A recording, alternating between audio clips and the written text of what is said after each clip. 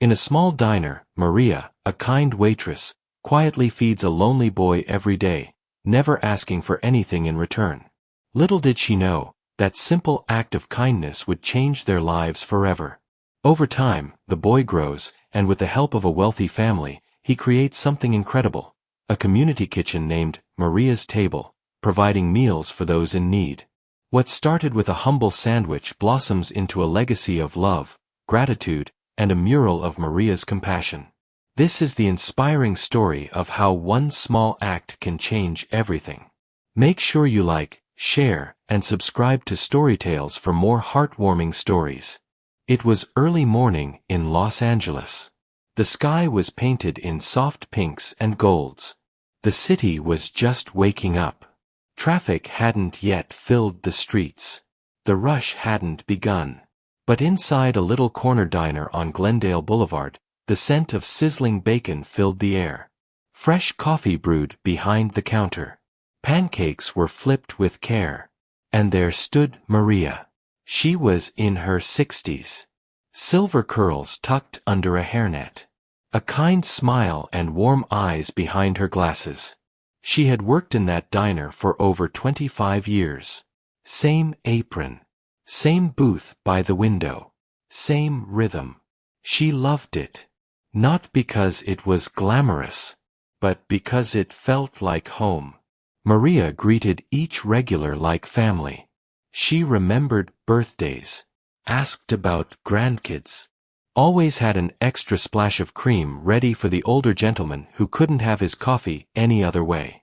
But one day, something changed. It was around 3:30 in the afternoon. The diner was quiet. That strange in-between hour when lunch is over but dinner hasn't started. Maria was wiping down the counter when she noticed someone outside. A boy. Small. Thin. Couldn't have been more than 9, maybe 10. He stood alone, peeking in through the window. He had on a navy blue hoodie. The sleeves were too short. His shoes looked worn, the soles nearly separating. After a few minutes, he stepped inside. No words. No adult behind him. Just a little boy, quiet as the sky before a storm. He sat at the farthest booth, by the jukebox. Didn't touch the menu. Didn't ask for anything. Maria waited. Gave him a minute. Then 2. Finally, she walked over and said, "Sweetheart, you okay?" The boy nodded, but said nothing. His eyes flicked down toward the floor. Maria felt something stir in her chest. That old mother's instinct. Something was wrong. Not something loud, but something quiet, deep. He looked hungry. Not wild or desperate. Just empty. The kind of hungry that sits in your bones. The kind that lasts. She didn't press him.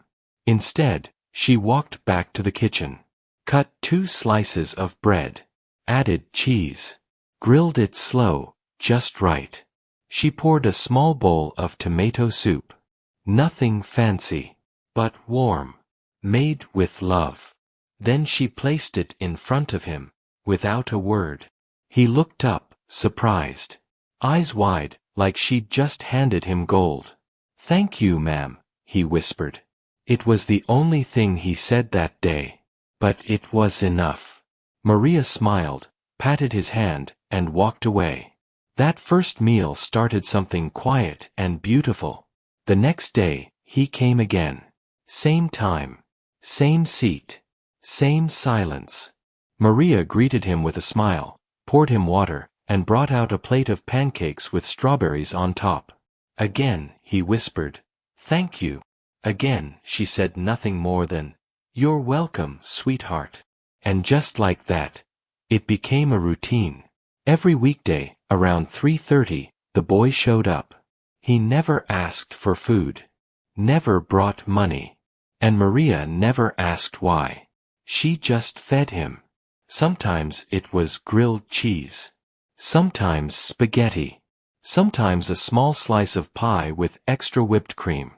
He always cleaned his plate. Always left quietly. But before he left, he began doing something new. He would take a napkin, pull a pen from his pocket, and doodle. Little drawings. Sometimes stick figures. Sometimes cartoon animals. And every now and then, a smiley face with the words, "Thank you, Maria." She kept every single napkin, folded them neatly and tucked them into her apron pocket. At home, she placed them in a little box on her nightstand. They meant more to her than any tip she'd ever received. Weeks passed, then months. Maria still didn't know his name. She didn't know where he lived. She didn't know if he had parents. But she didn't need to. All she knew was that someone's child was hungry. And she had food. And that was enough. Some of the younger staff laughed at her behind the counter. "Why are you wasting food on that kid?" they'd say. "He never pays. You know that, right?" Maria would just shake her head and keep working. She knew what it was like to be judged. Long ago, when her daughter was small, Maria had fallen on hard times. She once worked 2 jobs and still had to sleep in her car. She had once gone 3 days without eating so her little girl could have a sandwich. So no, she didn't need to know the boy's story. His silence spoke loud enough. As time went on, something else happened. The boy began to smile. Just a little. A quick grin. A tiny wave. His shoulders weren't quite so slumped. His eyes had light in them. Maria noticed, but never pointed it out. She didn't want to scare it away. She just kept serving food. Kept offering kindness. Day after day. With the kind of quiet love that asks for nothing in return. She didn't do it for praise. Or recognition. She just believed in feeding people. Not just their stomachs. But their spirits. And so, this sweet, silent routine continued. For a while, it felt like the world stood still. Just a woman, and a boy, and a booth in the corner of a diner in Los Angeles. It was nothing special to anyone else. But to them, it was everything. The boy kept coming. Every day after school. Same time. Same seat. Always quiet. Always alone. Maria kept feeding him. Sometimes a burger and fries. Sometimes a bowl of chicken noodle soup. Sometimes a slice of banana bread if she had baked fresh that morning. She never asked questions. He never said much. But every time he finished, he whispered a soft, "Thank you, Maria." To her, it was enough. But not everyone understood. Some of the younger staff started noticing. They watched from behind the counter. At first, it was just curious glances. Then it turned into murmurs. Then, into judgment. Jenny, the new cashier, was the first to speak up. She was in her 30s, fast-talking, always on her phone during breaks. She didn't mean to be cruel. But her words were sharp. One slow afternoon, she leaned over the register and said, "Hey Maria, that kid doesn't pay for anything. Is he even your grandson?" Maria just kept wiping the coffee pot. Didn't answer right away. She had learned long ago that not every question needed a reply. But Jenny pushed again. "Does the owner know you're giving out free meals every day? This isn't a charity." Maria paused. She looked out the window, where the boy was just arriving. He walked with his head down, hands in his pockets. The same old hoodie. The same shoes. She took a deep breath and said softly, "Sometimes people need a warm meal more than they need questions." Jenny rolled her eyes. She didn't get it.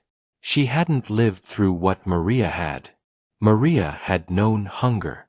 She remembered nights of walking her daughter to school, pretending they had just missed breakfast, when really there had been no food.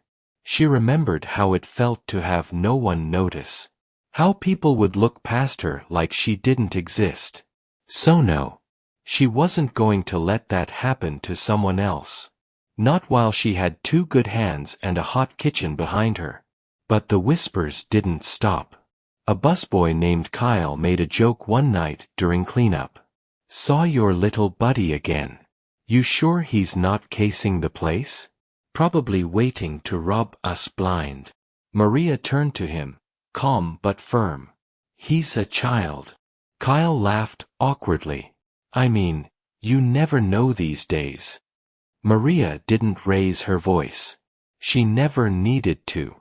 She simply said, "You don't need to know everything to be kind. You just need to choose to be." After that, most of them stopped bothering her. But the glances continued. The side eyes. The shrugging shoulders. Maria didn't care. She focused on the boy. She made sure his food was always fresh. She even began tucking an extra snack in a paper bag, something he could take with him. An apple. A muffin. A small peanut butter sandwich wrapped in foil. And each time, he'd nod his thanks and disappear through the door. She still didn't know his name. He never offered it, and she never asked. Names didn't matter to her. Kindness did. But something else started happening. One afternoon, after he finished his soup, the boy left behind a folded piece of paper. Maria found it when she cleared the table. It was a simple drawing. A stick figure woman with curly hair and glasses. Beside her, a little boy with a big smile. In the corner, in shaky handwriting, were 3 words. "You're my friend." Maria held that drawing in her hand for a long time. She didn't cry. But her heart felt heavy, full, but soft. She slipped the paper into her apron pocket with the others. By then, she had dozens. Little napkin drawings. Thank you notes. Smiley faces. Some days he didn't leave anything. Other days, he left a tiny folded heart or a note that just said, "Hi." She kept them all. Not because they were fancy or expensive. But because they were real. Because they meant something. Because in a city full of noise, full of rush and hurry and self-interest, someone had noticed her. Even if he was just a boy. She didn't tell anyone about the notes. Not Jenny. Not Kyle. Not the manager. They wouldn't understand. To them, he was just a nameless kid taking up space. To Maria, he was a soul worth seeing. Each day, as he came and went, she grew more protective of him. Not just his hunger, but his dignity. She didn't let him feel like a burden. She never let him feel like he was taking too much. She treated him like any other customer. Better, even. Because deep down, Maria knew, when someone is ignored long enough, they start to believe they don't matter. And she wasn't going to let him believe that.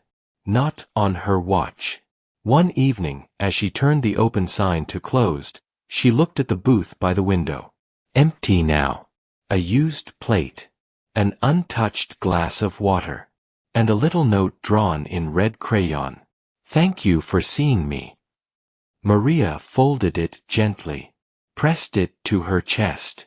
And whispered, "Always, baby. Always."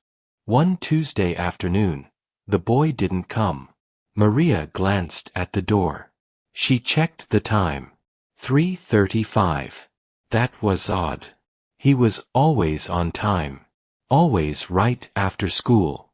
She wiped her hands on her apron and kept busy. Maybe he was late. Maybe he had homework. Maybe it was just a fluke. But the seat by the window stayed empty. The booth where he always sat, untouched. The next day, she looked again. Nothing. No quiet footsteps. No little smile. No napkin drawing.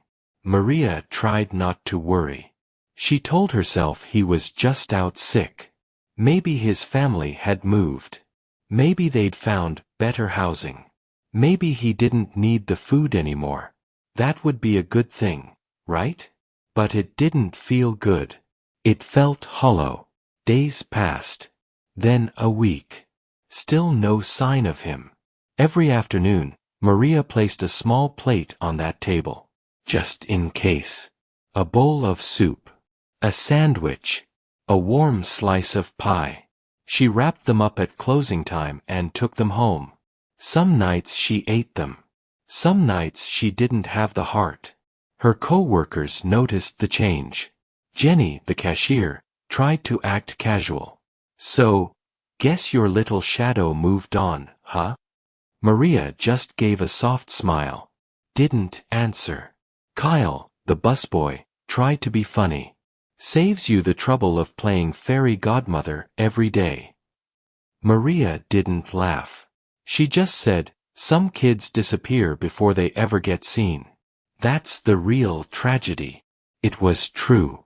In a city like Los Angeles, it wasn't hard to vanish. People got lost in the crowd all the time. Especially children. Especially the quiet ones. She thought about going to the school nearby. Maybe asking if they knew of a boy like him. Thin, small, brown eyes, quiet. But what would she say? She didn't know his name. She didn't know where he lived. All she had were a few napkin notes and a memory of a soft thank you. So, she waited. Every day, she looked toward that door. And every day, she was met with silence. Still, she kept setting a place for him. Just one plate. Just in case. Weeks passed. And with each passing day, Maria felt a little heavier. Not angry. Not bitter. Just sad. She missed him. Not just the way he ate his soup with both hands cupped around the bowl. Not just the way he folded his napkins like little gifts. She missed his presence. That stillness. That quiet gratitude. That small, fragile trust. It had meant more to her than she realized. Sometimes, kindness connects you to someone without a single word.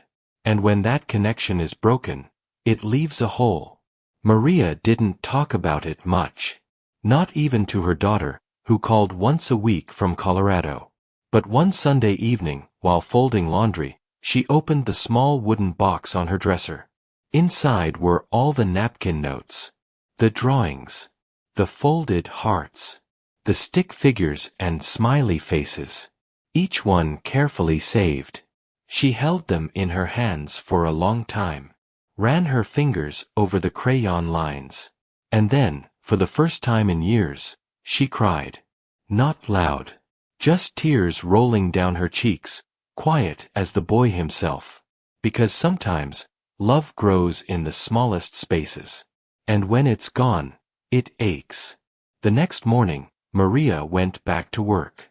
Tied on her apron. Brewed the coffee. Smiled at the regulars. But her eyes always drifted to that booth by the window. Still empty.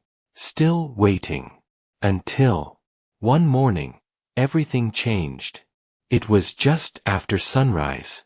A cool Thursday in spring. Maria was setting up the sugar holders when she heard the sound. Engines. Not just one. 4 large engines. Low. Smooth. Powerful. She turned toward the glass windows. And that's when she saw them. 4 black vehicles. Sleek. Shining. Parked side by side. But not just any cars. Rolls-Royces. Big. Bold. Polished like mirrors. They didn't belong to this street. They didn't belong to this little diner. They looked like they'd been dropped here from another world. Maria stood frozen. The door opened. Out stepped men in dark suits. 1, 2, 3, 4. They looked serious. Confident. Quiet. They didn't look around. They walked straight into the diner. One of them approached the counter. Tall. Clean-shaven. Gold cufflinks.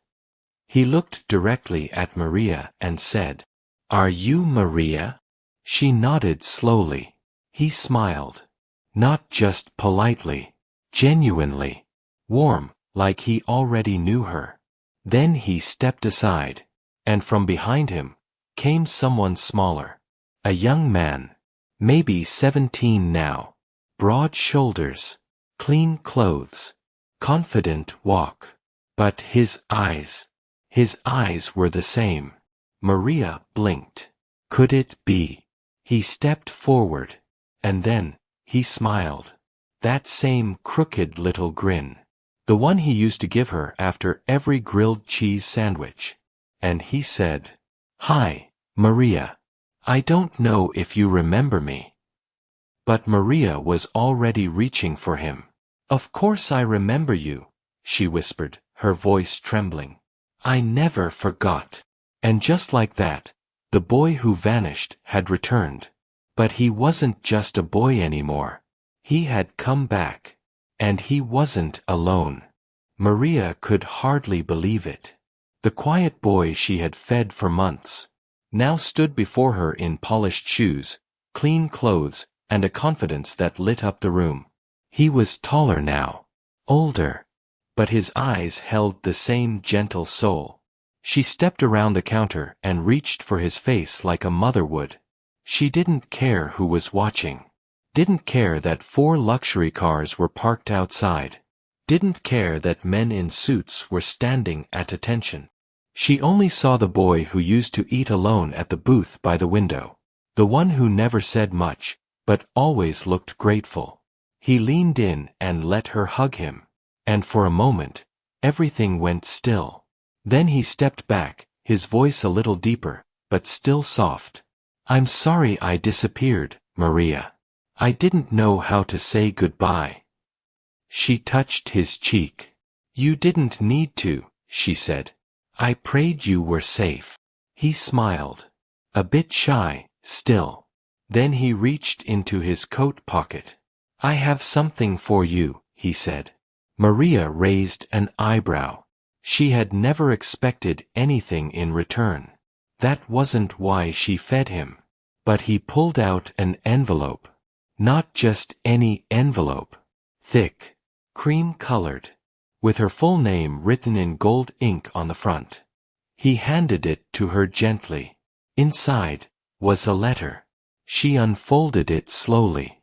Her hands shook just a little. She began to read. And the words, they stopped her breath. "Dear Maria, if you're reading this, then I'm standing in front of you again. Older, stronger, and no longer hungry. But I still remember every warm meal, every kind word, every time you treated me like I mattered. You didn't know my name. You didn't know where I came from. But you gave anyway. You saw me. That saved my life. I was living in a shelter when we met. My mother had passed. My father was gone. I had no one. And some days, I didn't want to wake up. But you made those days bearable. You fed me more than food. You fed my spirit. And because of that, I'm standing here today. My name is Elijah James. And I'm now the adopted son of Patrick and Viola James, founders of the James Foundation. They took me in after they saw me sketching you on a napkin in one of their outreach programs. I told them about you. I told them everything. They said any woman with a heart like yours deserved to be honored. So here we are." Maria stopped reading.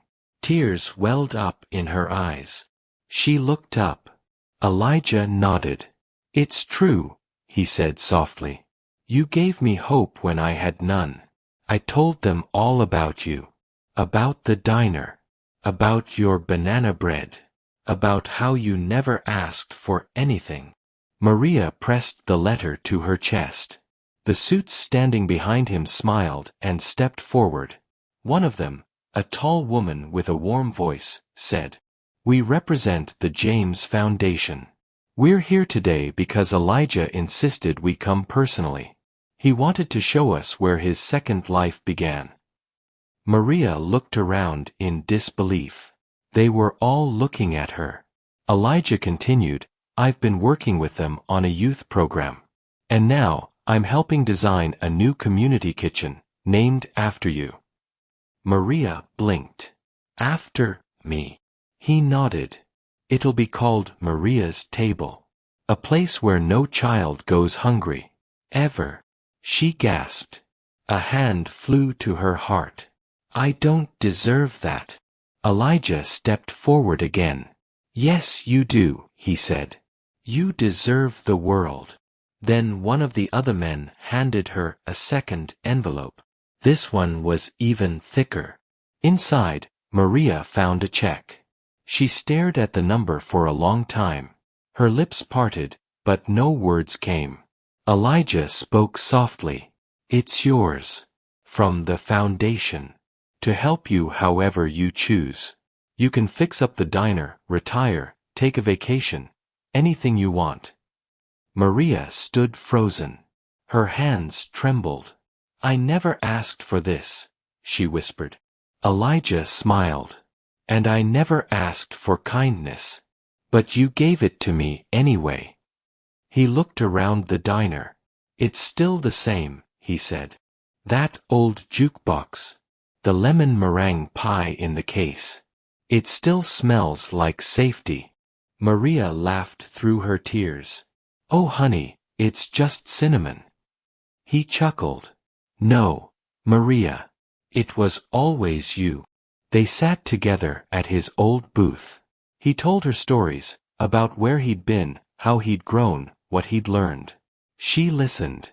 Eyes wide, heart full. The staff gathered around slowly, watching, listening. Even Jenny, the cashier, wiped her eyes. Maria looked at her. Jenny gave a little shrug. Guess you were right all along. Maria smiled. Sometimes, you just have to believe in people. By the time the sun set, the Rolls-Royces were still parked outside. But inside the diner, something more powerful had arrived. Gratitude. Joy. Legacy. The kind of moment that stays with you. Long after the plates are cleared. Long after the napkins are thrown away. Elijah stayed until closing. Before he left, he turned to Maria and said, I'll be back. Maria's Table needs its founder at the ribbon cutting. She nodded, still overwhelmed. I'll be there, she whispered. He hugged her tight. And just like that, he was gone again. But this time, he didn't disappear. This time, he left behind something greater than a note. He left behind a future. The ribbon fluttered in the morning breeze. It was a sunny Saturday in Los Angeles. Not too hot. Not too cold. Just right, like something out of a storybook. Maria stood quietly behind the podium, hands folded, eyes wide. She wore her nicest dress. A soft blue one her daughter had sent from Colorado. Her apron was nowhere in sight. Today wasn't about work. Today was about something much, much bigger. Around her stood rows of people, young and old, rich and poor, from the city and from far away. Volunteers. Families. Students. People whose lives had been touched, just like Elijah's once had. There were balloons tied to the fence. Long tables with food prepared by smiling young chefs. And at the center of it all, a new building. Not flashy. Not massive. But beautiful. Freshly painted walls. Big open windows. And over the door, in gold letters, Maria's Table, where every child has a place. Maria's hands trembled as she touched her heart. She couldn't believe it. This place. This dream. It was real. Elijah stepped up beside her. Now wearing a navy suit and tie. Calm. Poised. Grateful. He leaned down and whispered, Are you ready? She smiled at him, misty-eyed. I still think this is all a dream, she said. He chuckled. If it is, we're dreaming together. The crowd hushed. Elijah turned to the microphone. His voice carried, but it was warm, like home. My name is Elijah James. And I was once a hungry, scared little boy, with no family and no direction. He paused. But then, someone saw me. She didn't ask questions. She didn't look away. She fed me and smiled at me and made me feel human. He turned to Maria. And that changed my entire life. The crowd clapped. Some wiped tears. Others nodded in quiet understanding. Maria didn't know my story. She didn't need to. She just gave. Every day. Without fail. Because that's what real kindness is. It doesn't ask. It just gives. He continued, voice steady. Today, we open Maria's table. Not just in her honor, but to continue what she started. This building will serve hot meals every day. No charge. No judgment. Just dignity. Just love. He looked out into the crowd. And for every child who walks through that door, we hope they feel what I felt. Safe. Seen. Loved. He stepped aside. Maria took the microphone slowly. She looked out at all the faces. So many faces. And for a moment, she saw him again. That little boy. Thin arms. Big eyes. A napkin in one hand. A sandwich in the other. She cleared her throat gently. I never asked for this, she began. I was just doing what my mama taught me. You feed people. That's what you do. The crowd smiled softly. She went on. Some folks think you have to be rich to make a difference. But I wasn't rich. I had an apron, a warm stove, and a little booth in the back. A pause. But kindness doesn't cost a thing. And it lasts longer than money ever could. More nods. More tears. I didn't know Elijah's story. But I saw something in his eyes. He needed comfort. And I had a little to spare. She looked at the building behind her. And now, look at this. Her voice cracked a little. All this, from a grilled cheese sandwich. The crowd chuckled gently. She smiled through her tears. If this place helps even one child feel less alone, then it's worth every minute I spent washing dishes and scraping gum off tabletops. A standing ovation. Loud. Long, filled with love. Maria stepped back. Elijah held her hand. Together, they cut the ribbon. Cameras flashed. Children cheered. And Maria's table officially opened its doors. Inside, it was even more beautiful. Soft lighting. Wooden tables. A mural along one wall, hand-painted. It showed a diner window. A little boy with his back turned, sitting at a booth. And behind the counter, a woman in an apron, sliding over a plate. Above the image, in cursive. You never know what someone's going through, so feed them anyway. Maria stared at the mural for a long time. She whispered, "That was me." Elijah smiled. "Yes. And now it's so many more." She looked around. Volunteers were already serving meals. Kids were laughing. No one was asking for money. They were just being cared for.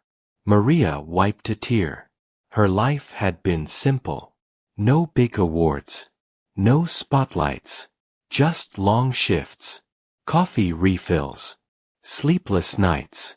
But now she had something that would last. Back at the diner that night, Maria sat at her usual booth. The one by the window. She had reopened for just one evening, for old time's sake. The place was quiet. She poured herself a cup of coffee. Looked out at the street. Same street. Same cracked sidewalk. But everything had changed. Not because of fame. Not because of money. Because she had chosen to feed a quiet boy. And he had come back. With a gift bigger than any tip. Bigger than any paycheck. A legacy.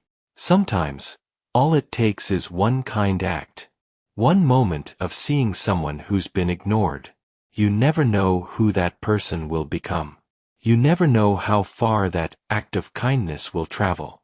But Maria knew one thing now, more than ever.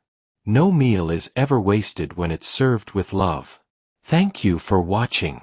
If you enjoyed this story, don't forget to like, comment, and subscribe for more inspiring content. Hit the notification bell so you never miss a new video. Let us know in the comments, what's the most meaningful act of kindness you've ever witnessed? Your support helps us continue sharing powerful stories that touch hearts. Stay tuned for more, and we'll see you in the next one.